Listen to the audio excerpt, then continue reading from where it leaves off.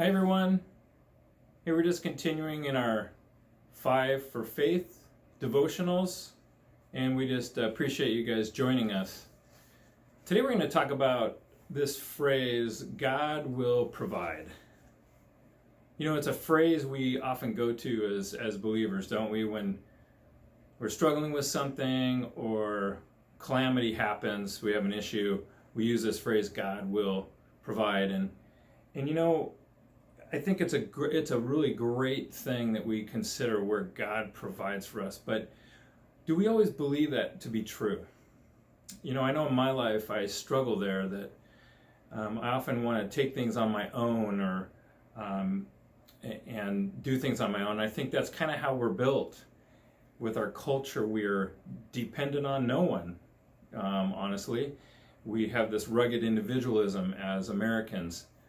And yet I think it runs contrary often with our faith, in that we should be interdependent on this God who provides for us.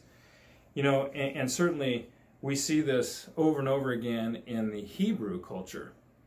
You know, especially the passage we've gone through in Numbers is this thought that the people of Israel often saw God provide from the heavens with manna, let's say with food or quail or certainly water. And so they knew and they could count on their God providing for them.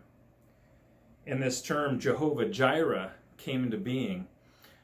This interpreted meaning the Lord will provide.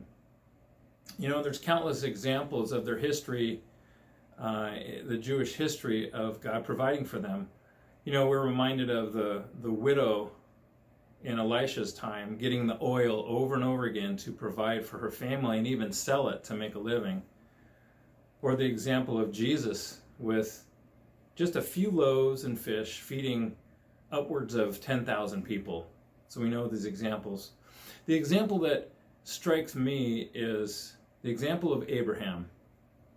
And you're reminded of this story when he was tested by God. In this story,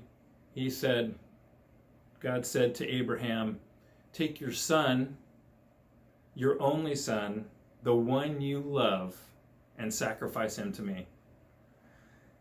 Can you imagine that thought of Abraham, and as he's mulling that over, God's going to ask me to kill my son, my only son, the one that God that you said is going to have all things go through him.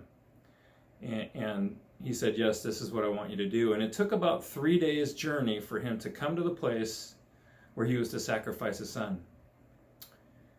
And so can you imagine the thought of Abraham going through that time, 3 days travel, and everything going through his mind? God, do something else, but your will be done. So we know this story. He gets to the place of sacrifice. He binds up his son Isaac and puts him on the altar, right? And the wood's there, and they're getting ready for the fire. And right at that time, Abraham pulls back the knife to strike his son, and the angel of the Lord stops him. The L-O-R-D, capital L-O-R-D, stops him. You know, to me, that reminds me of God's provision. In fact, Abraham said, Isaac, don't worry about it. God's going to provide. And remember, the continuing part of this story is God provides the ram that was caught in the thickets to be the sacrifice.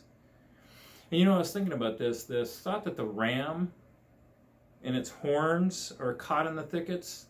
How often, if you're a hunter today, what's the odds of that happening, that he walks this trail 1,000 times for food and for water, and yet this one time this ram gets caught in the thickets? What are the odds? Well, the thought is that God will provide, and certainly he did that time in Abraham's day. And they take the ram and they sacrifice him. This is where we hear this phrase, Jehovah Jireh. Abraham called it Jehovah Jireh, the Lord will provide. You know, for us, folks, we can turn to Philippians 4:10, and it tells us that God will meet all of our needs according to his glorious riches in Christ Jesus. God provides us beyond our imagining, beyond what we can ask for. He uses tough times like the ones we're experiencing now to shape us, to grow us, and even transform us. We can trust His guidance. We can trust in His goodness and trust in His care to do more for us than we could ever do on our own. Thanks for your time.